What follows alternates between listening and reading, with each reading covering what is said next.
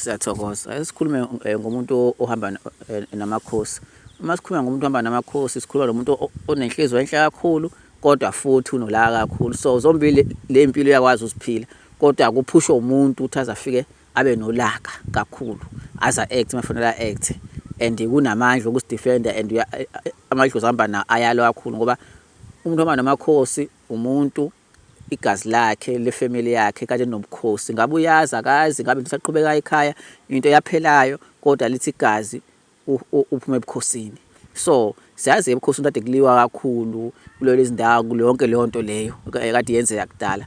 Manje into sishintshile kodwa isaqhubeka kuwena, lo gazi balikuwena wawuzaliwe, lo gazi likhona, yebo. So kunemithetho kwimizi nemizi, inemithetho ngoba nakhona ebukhosini nobukhosi kade kunemithetho yakhona efuna ukulandelwa. So uma uhamba naMakhosi kufanele uyilandele imithetho, kunemithetho eminingi kakhulu. Into abantu abaningi iyabashaya kakhulu, sekuvuka ulaka. So umuntu ulaka seba physically, seyalimala, walimaza abantu, kuvuka amacala. Or ingane zimsabe ekhaya, uyathetha, ubulala izinto, sephenduka isilwane uba akawazi ukucontrola ulaka lakhe. Siyazi ukuthi umdiki nomdawu lamadlozi alwayo nezithunywa zinalo ulaka nazo. Uma ungazinaki uyavuka ulaka, kodwa isikhathi esikhulu le moya emine, isikhathi esikhulu wena into ihlala kuwena ngaphakathi, ikudle ngaphakathi, ikancane ukuthi iphumele ngaphandle lesimo sephezulu kakhulu le moya. Or sometimes mhlawumbe utetema ukhale kuphela. Inkinga ke uma uhamba naMakhosi, into yakho yenzeka physical kakhulu. So uma yenzeka physical ichaza ukuthi umulaka lakho liphakama, uhluleka ukucontrola into uzoyenza physical, awuzogcina ngale kuwena.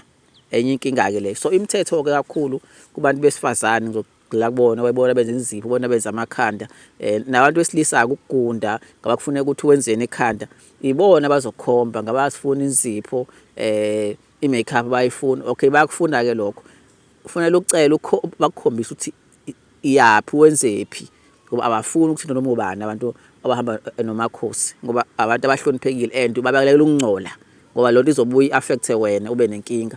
So ungehayi kumuntu athi owazi ukuthi benzani, usebenzisa umuthi onjani, ubele nomuntu uyabuya wena uzokuluka ngakusasa. Badala lento bekhomba ukuthi la salon or lapha yana abaziyo ukuthi mhlambe kungcono bangakwazi ukwenza. Enye iphuzu ekufuna uliphakamisa kakhulu, bangisho ukuthi awusho noma ubani, awuzwani inobani futhi, ngoba bafuna ukuqhuba la bloodline. Ngenze ukuthi abazali bakho bona bazwanile, mhlawumbe omunye ungala ebukhosini, omunye kade ngekho ubukhosi khona, bazwana. So lo linika wena inkinga ukuthi ingabhalansi bloodline yakho, ube ney'nkinga zokugula, ney'nkinga zokuvaleka kwezinto, yayibona, iningi izinto engazisho ngalokhu.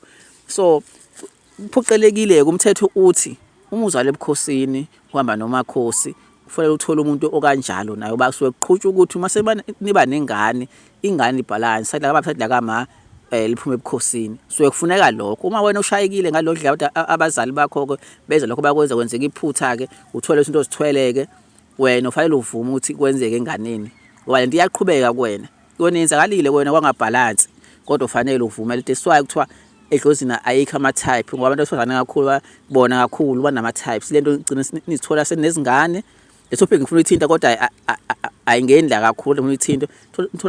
Nithola sekhona izingane, mhlawumbe ubaba wengane akasayinaki or seyayiphika. Ngiyayibona leyo nto ngoba nithola ingane nomuntu oronke, ngoba ngisho i-bloodline ifuna ukuqhubeka lana. Ayibona ave ukwenza nje. Ngiyabonga kakhulu.